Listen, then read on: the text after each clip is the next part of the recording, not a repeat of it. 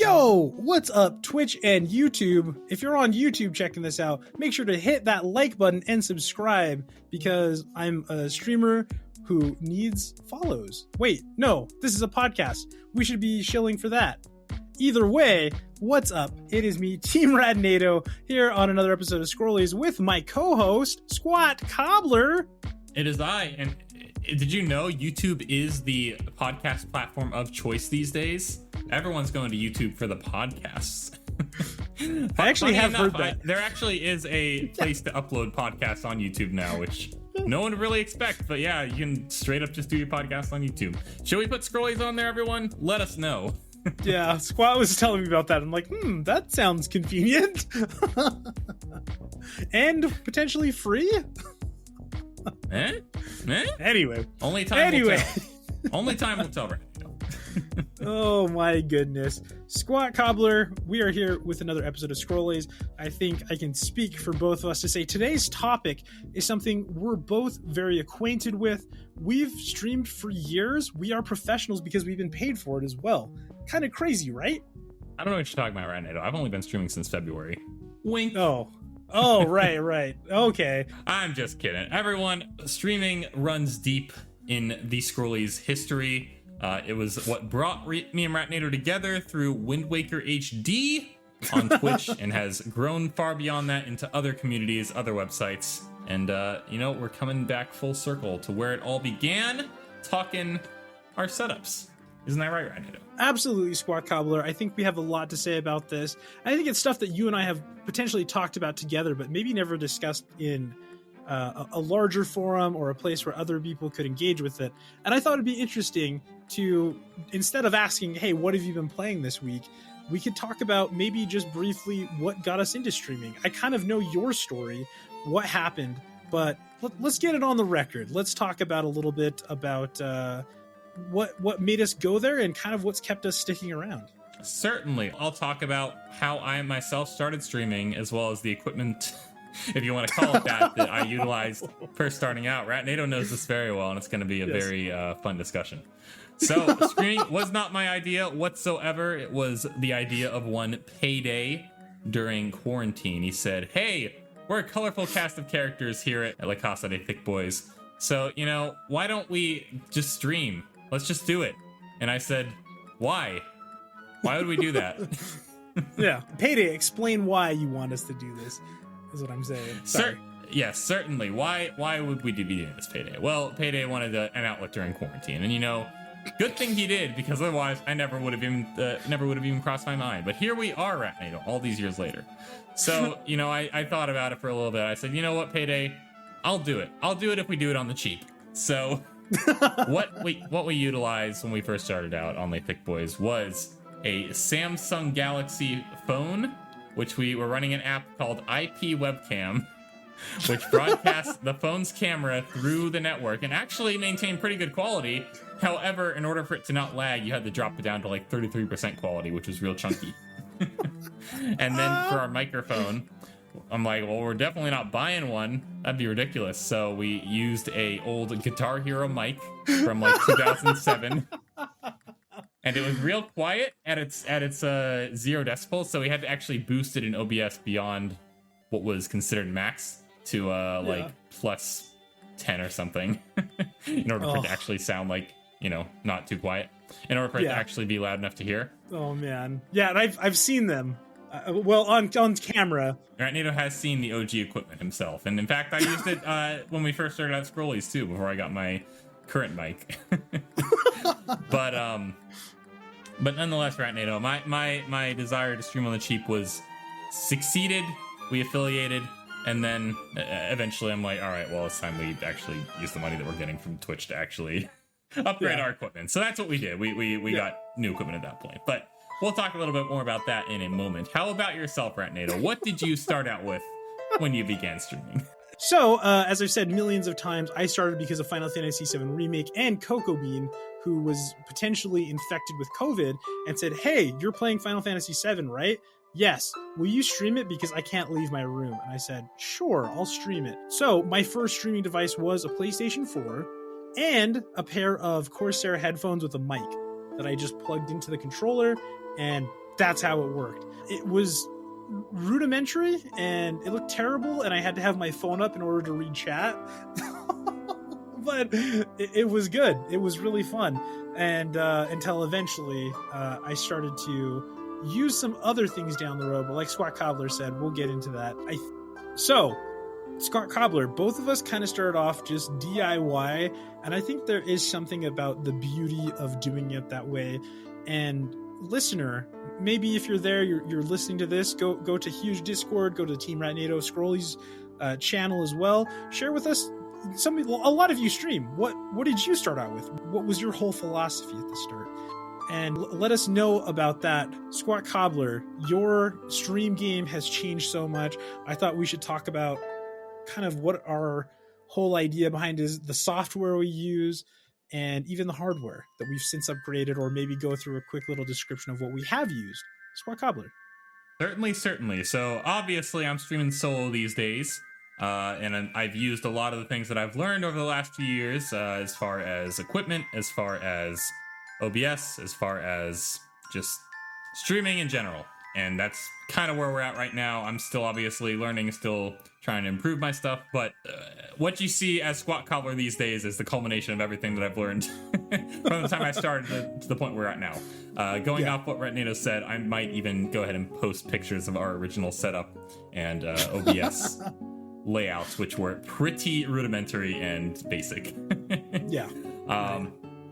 That said, I've been upgrading equipment as I've gone, because I think the reason why I wanted to do it on the cheap originally was because when I thought streaming, I didn't know much, but I thought, oh, you need like expensive capture cards, you need RGB lights, you need, crazy high-res webcams, and that's really not the reality for, I think, 99% of streamers. Most people are just doing it off their consoles, off their, laptops that they've had for like 5 years.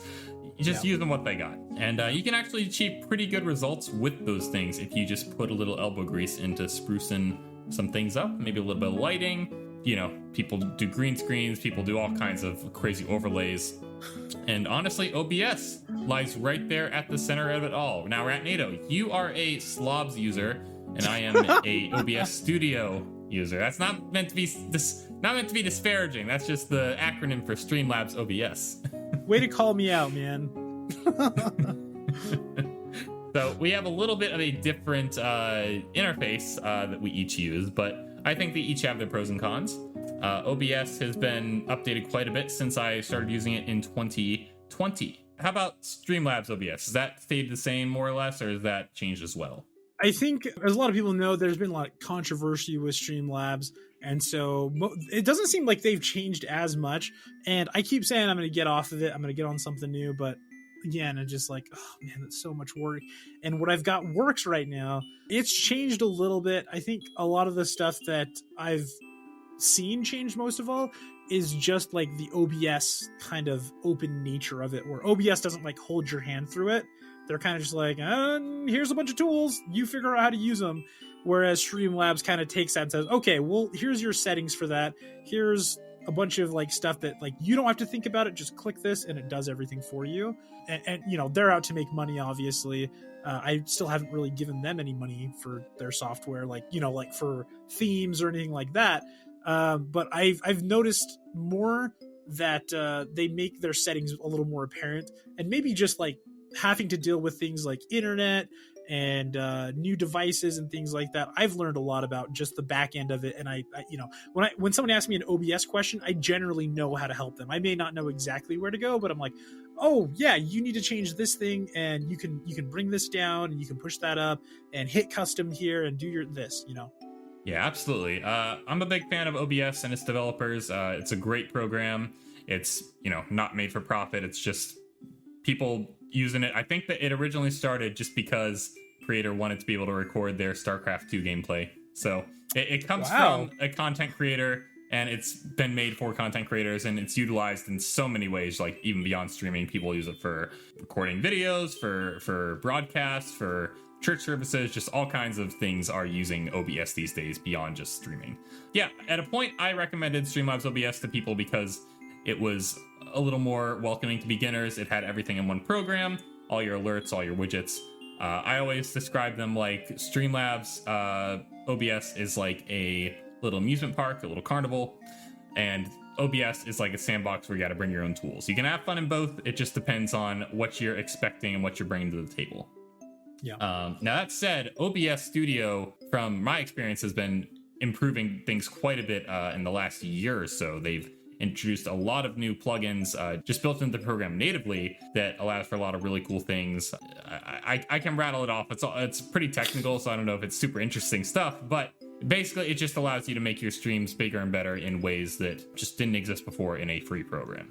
As far as overlays go, as far as your layout is concerned, it's totally up to you, and the same is true for Streamlabs OBS and whatever other broadcasting program, which is more than likely built around OBS, because that's kind of the point of it being open source. It's a lot of it is just OBS at the end of the day with a new coat of paint. That's pretty much like the core of what I stream with. As far as software goes, I also use the Elgato Wavelink Sqadnado, which I believe you do as well. Yep. Yeah, it comes included with the mic that I'm using, the Wave 3, and Sqadnado as well. And Sqadnado will tell you a little more about that.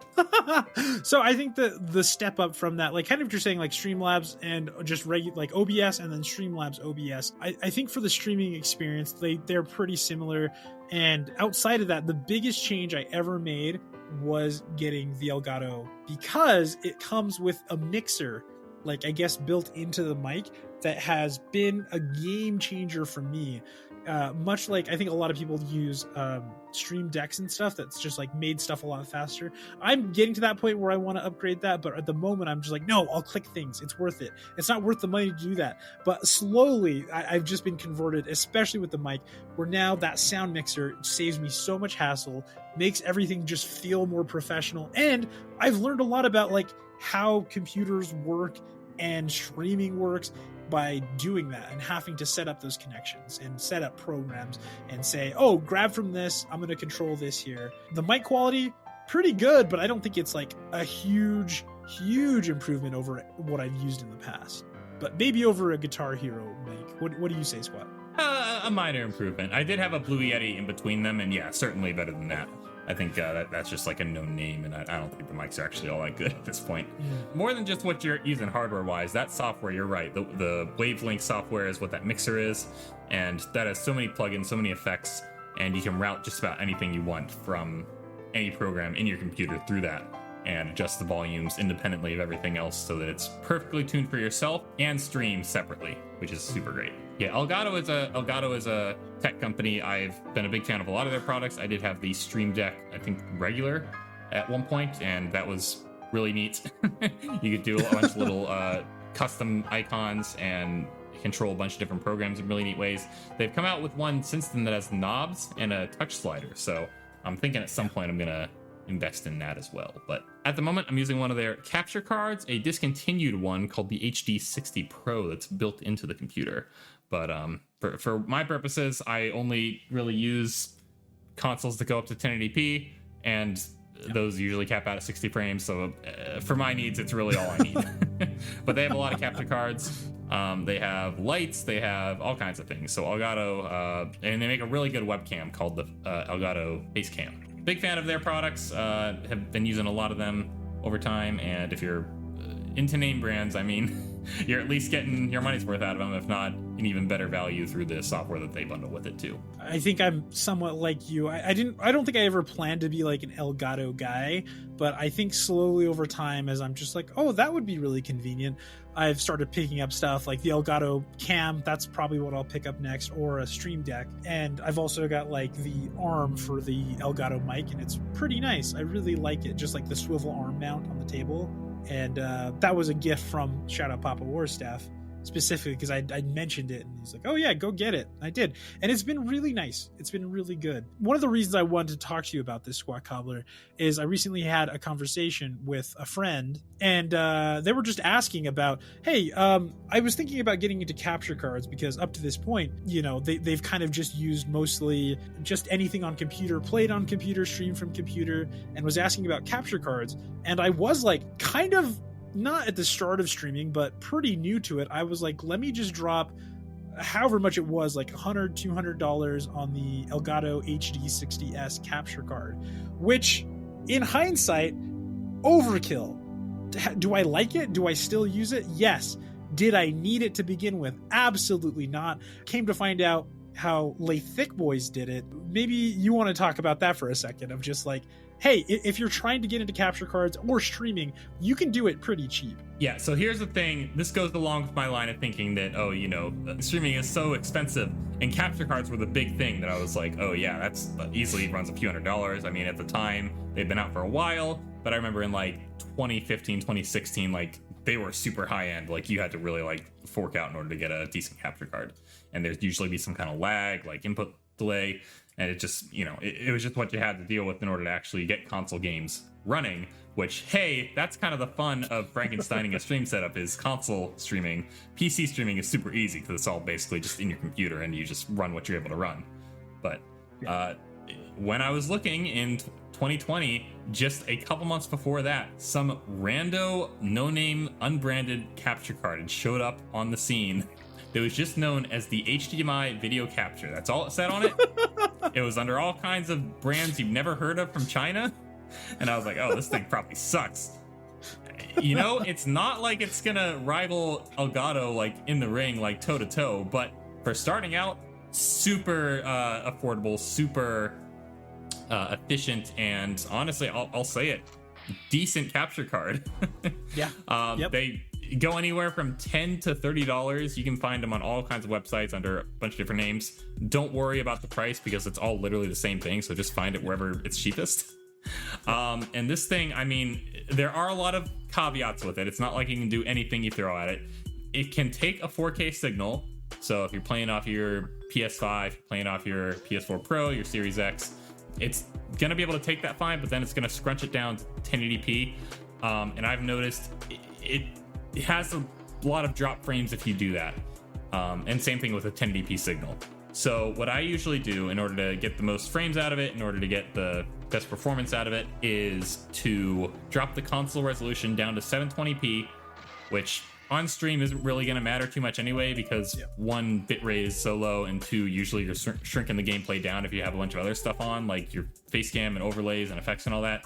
That 720 is not going to be a huge loss. That's what I did at that time when I was using that capture card.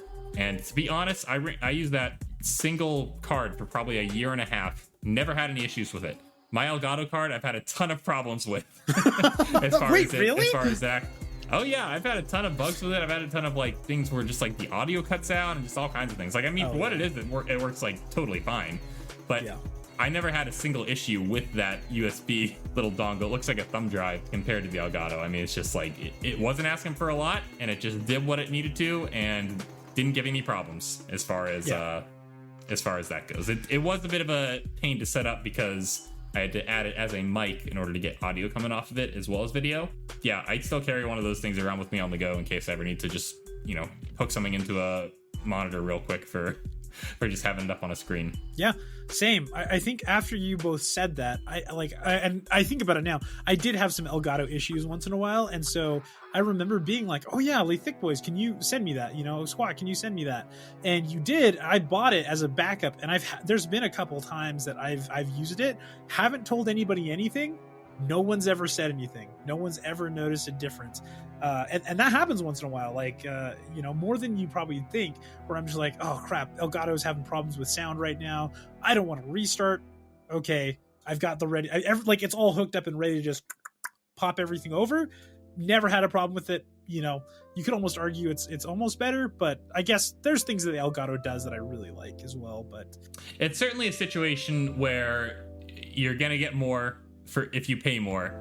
But for what you pay, it does exceptionally well, and I always recommend it to new streamers. When Metsamori was starting, when Mooncat Cab was starting and looking for capture cards, I always point them towards that, because I'm like, hey, you really don't need anything more than this when you're starting out. If you want to upgrade down the line, you always can, and you will get some advantages over this, but I mean, for $20, it's a no-brainer to at least have one on standby. Yeah, exactly. You'll know the reason you need an expensive one when you get there. I've barely hit that a few times. Like, okay, I see why.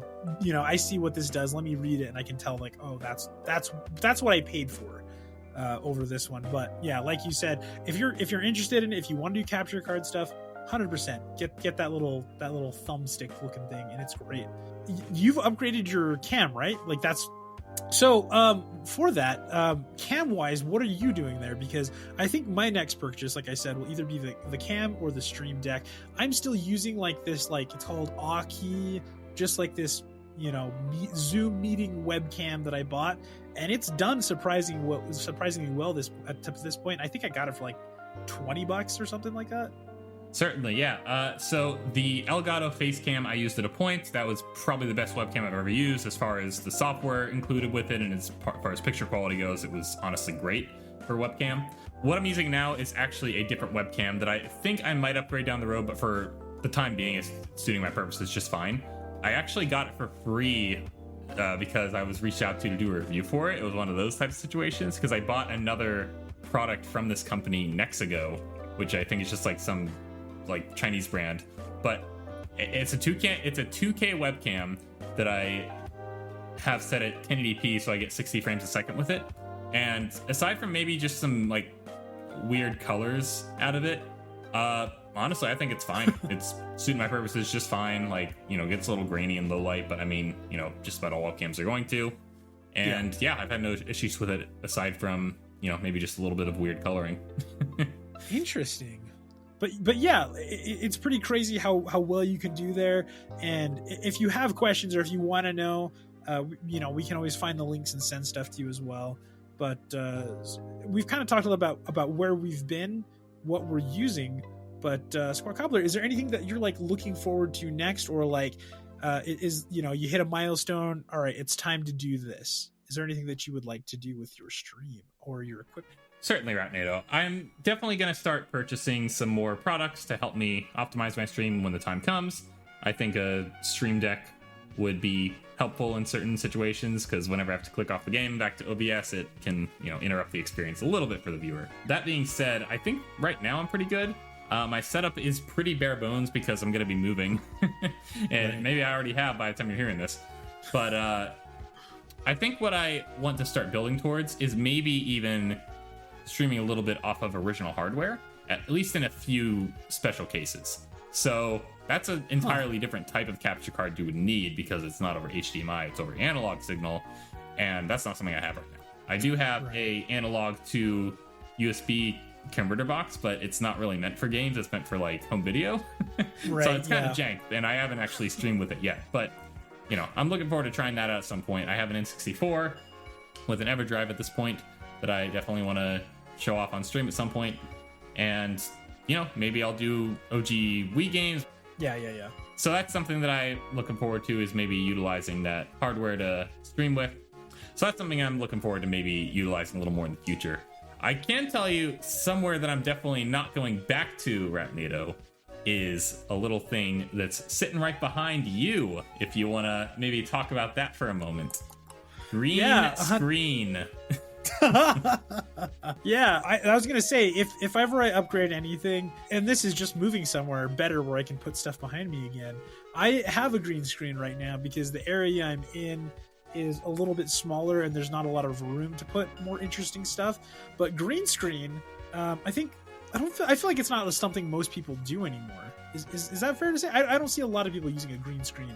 There's not a ton of need for it these days because some graphics cards actually have built-in like AI background removers, and they work pretty well. Like honestly, you wouldn't really even know the difference unless you just like got up and started dancing, which shout out Samsonite D does sometimes.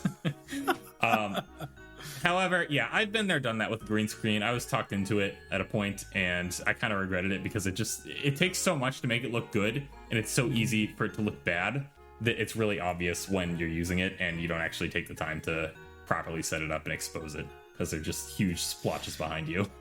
And you have to like light it and everything. It's so much work. Yeah, it's a pain for me. So honestly, I've just seen a bunch of other streamers with really cool things in the background of the rooms they're in. And certainly if you don't have the space for that, it's something to consider. But I think decorating the space behind you, whether you want to do it with like, toys and knickknacks, whether you want to do it with RGB lights, just whatever to spruce it up a little bit. Right now it's kind of bare behind me, so I'm not really taking a page out of their book at the moment, but I certainly intend to at some point maybe make the room a little bit more in line with my channel, give it a bit of character. and probably not go back to the green screen. So that's that's probably what I'd say going forward. That's kind of something I'd like to avoid. Again, it's a space thing, and you'll remember I had the whole space back in the day behind me. I had all my different collectibles and books, my D&D books. You used to have a redeem for it. Used to have a redeem for it. Yep. And I'd like to go back to that because I've just done more. I've just bought more collectibles.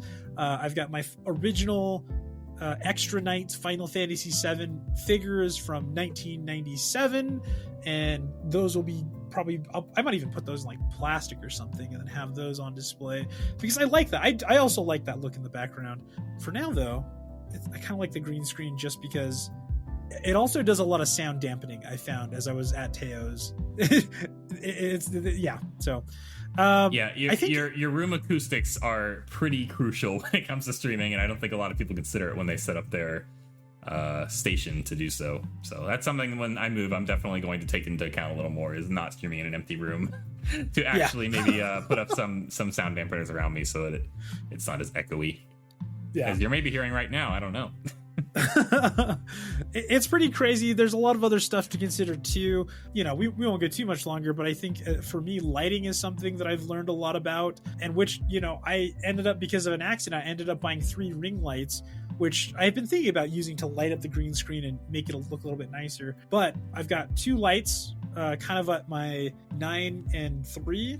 I've learned about, hey, I like the way it looks with the amber yellowish lights rather than the stark LED white light that just makes me look terrible. So that, along with like stands for those, I don't know, I think you can get really, really creative with your setup and you can make your stream look a lot better. And to me, that's kind of it too, is just the fun of it, of just like, hey, I've got my 2 tripods and I've got my mic stand that I don't use anymore now that I have this arm, but that's back there if I ever want to use it for something. It's fun, and it opens up your ideas to stream stuff too that you can do. Like, Squad doesn't want to do green screen, but I need to buy myself a green screen shirt so I can just, have my head here. Floating head?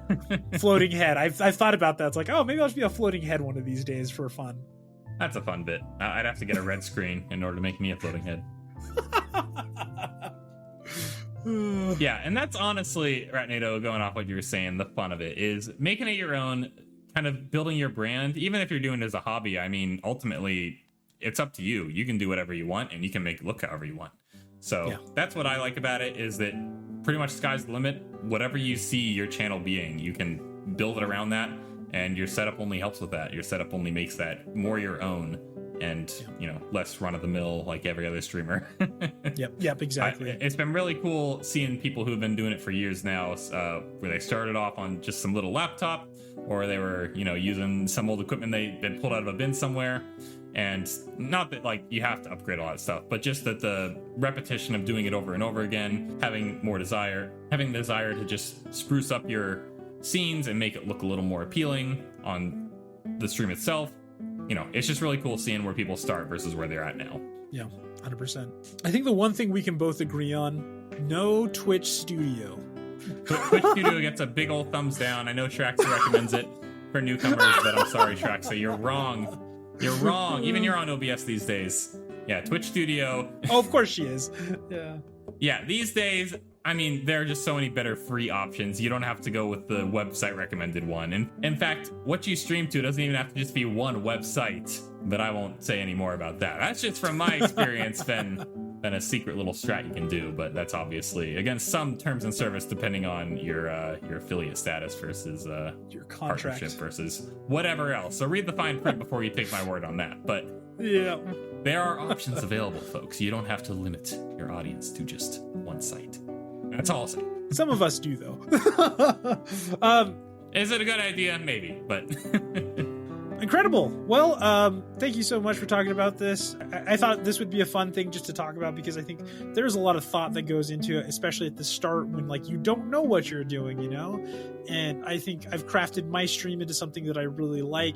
There was a time where I had like goals and here's the latest this and that, or I see a lot of really cool builds that people do where they have their camera and their chat box and stuff. And for me, I kind of just like, I like to have the game big, and I like to be like, here's me, here's the chat under it, and right now I have a big glaring Racon advertisement, but I like to have the game in the back and stuff, and it's fun to me to look at it and say, I created something. This is a unit of content, and it's fun, and I'm proud of it. So hopefully, you're inspired to try something new, or make a change, and I hope that it works out well for you. I am Team Ratnado of the Scrollies podcast. RatCon, speaking of, coming up in very soon, May 26th through May 29th. As well, some Final Fantasy. Check out the Choo Choo Raiders on Mondays doing Savage content. And I'm here with my co-host Squat Cobbler. Ayo, it's Squat of the Scrollies podcast, of the YouTube, of the Twitch, of the huge Discord. All of the above. And like Ratnado said, hey, I love doing this. I didn't think I'd still be doing it all these years later. And just looking forward to seeing where things go from here, and enjoy spending it with all of you. So more content on the way. Keep your eyes peeled on all the appropriate feeds for that. All right, well, we'll see you next time. Bye. See you later.